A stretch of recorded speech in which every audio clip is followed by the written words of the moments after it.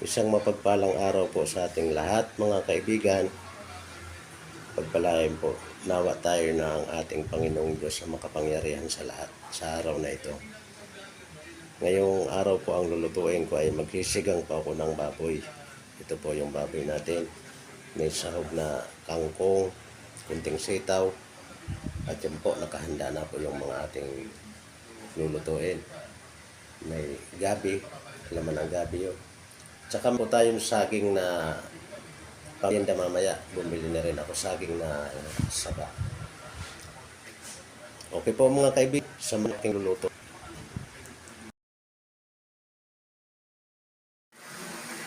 Ito na po mga kaibigan, nagluluto na po ako.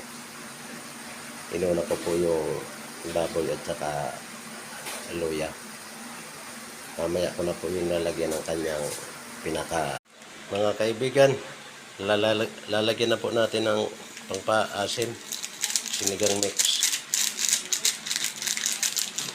Ilagay ko na nga pala po yung gabi, sibuyas, kamatis at sili. At ito po ilalagay na rin natin itong ating kangkong.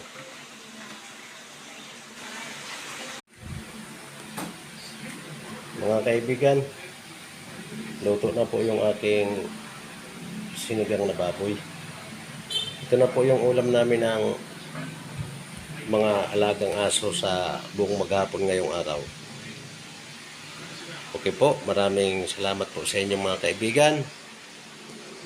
God bless you all. Bye-bye. See you tomorrow. Magsasaing na po ako.